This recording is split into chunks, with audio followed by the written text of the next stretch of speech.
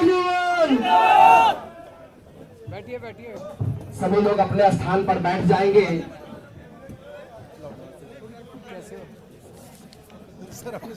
ये कोई चमत्कार से कम नहीं है। सर ये वाले पर्चे बंटवाए थे इन्होंने, एक लाइन में ऑटो को ये गरीबों के मसीहा, ये वाले पर्चे हम पूरा करेंगे, बुजुर्गों के लाठी, युवाओं के धड़कन और हम सबों के चहेते नेता, आम आदमी पार्टी के राष्ट्रीय संयोजक और दिल्ली के 3 बार के मुख्यमंत्री आदरणीय श्रीमान अरविंद केजरीवाल जी के ऊपर जोरदार तालियों से स्वागत करेंगे। मैं वीरपाल सिंह जी से अनुरोध करता हूं कि आप आए और आम आदमी पार्टी के राष्ट्रीय संयोजक परम आदरणीय श्रीमान अरविंद केजरीवाल जी का माल्यार्पण कर उनके मान सम्मान को बढ़ाएं। जोरदार तालियों से स्वागत करेंगे परम आदरणीय श्रीमान अरविंद केजरीवाल जी का। बहुत बहुत सर मैं भी करूंगा सर का स्वागत। श्रीमान हैदर अली जी श्रीमान अरविंद केजरीवाल जी का स्वागत कर रहे हैं। जोरदार तालियों से स्वागत करेंगे।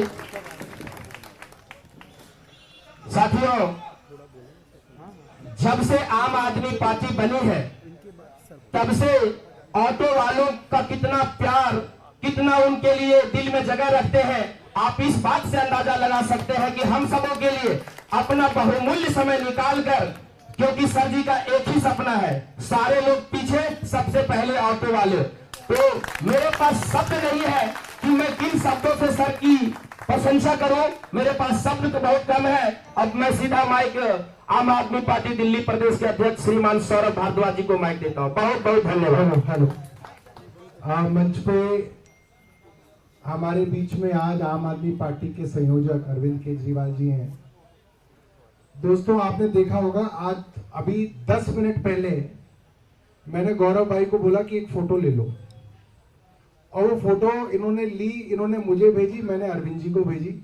मैंने बोला कि सर कुछ ऑटो वाले ऑफिस में आए हुए हैं, आपके पास समय हो तो आप देख लो। मैं बार बार SMS व्हाट्सएप करके देख रहा था, जवाब आया जवाब आया जवाब आया। इतने में अरविंद जी का फोन आ गया। उन्होंने पूछा कितनी देर कार्यक्रम चलेगा, और मैंने कहा सर अभी 15-20 मिनट चलेगा। तो बोले मेरे को अगले कार्यक्रम में जाने के बीच में 10 मिनट है, मैं 10 मिनट दे सकता हूँ। तो अरविंद जी तुरंत आप लोगों के बीच में आ गए। आप देख सकते हैं बड़ा साधारण,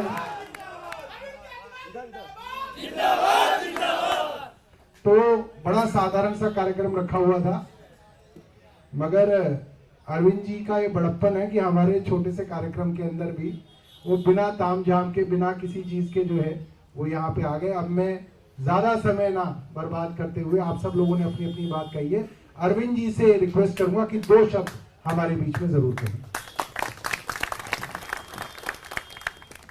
सबसे पहले सभी ऑटो वाले भाइयों को दशहरे की, नवरात्रों की, दिवाली की, छठ की और भी जितने बहुत सारे त्योहारों का मौसम है, सबकी बहुत बहुत शुभकामनाएं। और भगवान आप लोगों को खूब खुश रखे, आपके परिवार को खुश रखे, स्वस्थ रखे आप सब लोगों को, और खूब तरक्की दे। तो मैं बस भाषण देने नहीं, मिलने आ गया था। ऑटो वालों से बहुत पुराना प्यार है। सर ये महिला ऑटो ड्राइवर बैठे जिनको आपने ई ऑटो दिए थे। अच्छा, आप भी ऑटो चलाते हो? बहुत अच्छा। तो ऑटो वालों से बहुत पुराना प्यार है। इसने मेरे को बताया कि कुछ ऑटो वाले आए हुए हैं। मैंने कहा मैं भी 10 मिनट उनसे गले मिल के आऊँगा। आप लोगों से मिलने के लिए आ गया। कैसा चल रहा है? सब अच्छा चल रहा है? नहीं सर, क्यों, क्या हो गया? क्या परेशानी है? एक एक करके बताओ जरा, सुनते हैं थोड़ा सा। तुम ही बताओ। मैं पहले तुम बताओ। मैं बता देता हूँ। ये बताओ, आप रेड लाइट पर खड़े हो गए। सर सबसे पहली समस्या उन्होंने आते ही ये पैदा कर दी, जो दिल्ली सरकार का अपना पोर्टल था जिस पे हमारी फिटनेस फीस, परमिट फीस, सारी फीसें कटती थी, उन्होंने पोर्टल को सेंट्रलाइज पोर्टल कर दिया। सेंट्रलाइज पोर्टल करते ही हमें क्या दिक्कत आ गई, अगर आधार कार्ड को में और RC में अगर एक अक्षर की प्रॉब्लम है तो उसकी गाड़ी की फिटनेस नहीं होगी। और उन्होंने हर चीज में OTP लगा दिया। फिटनेस फीस कटा हो तो OTP, फिटनेस को डाउनलोड करेंगे तो OTP, परमिट डाउनलोड करेंगे तो OTP। तो अगर यही हाल रहा तो सर कम से कम 6 महीने के अंदर में दिल्ली की 20% ऑटो घर पे खड़े हो जाएंगे जिनको फिटनेस नहीं मिल पाएगी। प्रदूषण के पेपर बनवाओ उसमें भी OTP, प्रदूषण पेपर बनवाओ उसमें OTP, ऐसा झमेला डाल दिया है। और अधिकारी अगर आपने शिकायत कर दी मेरे भ्रष्टाचारी है अधिकारी, तो समझो वो वहीं जम के बैठेगा, उसका ट्रांसफर नहीं होगा। फिर इतना बुरा हाल कर रखा है सर। गाड़ी पास नहीं हो सकती किसी कीमत पे गाड़ी पास नहीं हो रही सर, बहुत परेशान। फीस भी जो पहले 0 कर रखी थी वो भी कई सारी फीस वापस चढ़ा दी, 600 रुपए फीस। वो सर फीस अभी तो इन्होंने बीच में कर दी थी ना, हंगामा किया तो उन्होंने 0 कर दिया, लेकिन वो फीस दोबारा से अब बात चल रही है कि फीस बढ़ाने वाले हैं, फीस लगेगी ऑटो वालों पर। ये मैं देख रहा हूँ 7 सौगात की इन्होंने प्रॉमिस किया था। हर लाइसेंसधारी ऑटो चालक के बच्चों को मुफ्त स्कूल शिक्षा और उच्च शिक्षा के लिए वजीफा दिया जाएगा। सभी ऑटो चालकों को प्रधानमंत्री योजनाओं के तहत 17 सितंबर 2025 से जीवन बीमा मिल गया।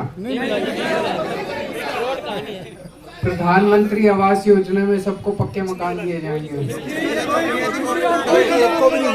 अच्छा, झुग्गी तोड़ दी, जो था वो भी गया। दिल्ली की सभी कॉलोनियों में, मार्केटों में ट्रैफिक पुलिस से मिलकर ऑटो वालों के लिए हॉल्ट एंड गो स्टैंड बनाएंगे। सर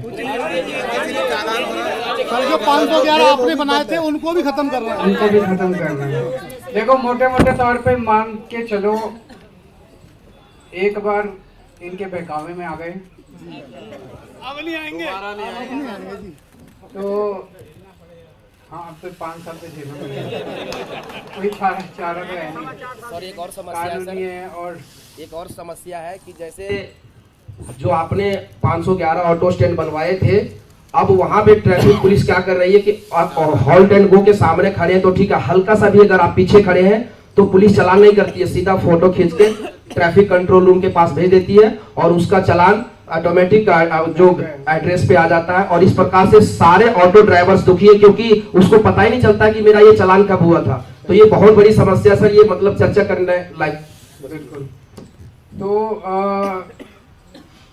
हमें याद है जब 2013 में पहली बार चुनाव लड़े थे तो कांग्रेस से भी आप लोग इतने ही परेशान थे, और मैं आप लोगों के बीच में आता था। वो वक्त ऐसा था जब ऑटो वालों की कोई बात नहीं करता था, विलेन बना रखा था। कहते थे ऑटो वाले चोर, ऑटो वाले डाकू, ऑटो वाले लूटते हैं, ये करते हैं, वो करते हैं। मैंने रामलीला मैदान में आप लोगों की रैली में आया था, तो मेरे को कई मिडिल क्लास वालों ने बोला कि आप तो ऑटो वालों से मिले हुए हो, आप जितना ऑटो वालों के बीच में जाओगे आपको वोट नहीं पड़ेंगे। मैंने हर कॉलोनी में जाके समझाया था लोगों को कि अगर ये चोर होते, लुटेरे होते तो इन्होंने बड़े बड़े मकान बना लिए होते। अभी भी अगर ये झुग्गी में रहते हैं तो मान लो चोरी भी करते हैं, आपकी जेब भी आपसे थोड़े से 2 पैसे ज़्यादा ले भी लेते हैं, तो ये कौन सी आपकी वो करते हैं। और ये इसलिए करते हैं क्योंकि पूरी व्यवस्था खराब है।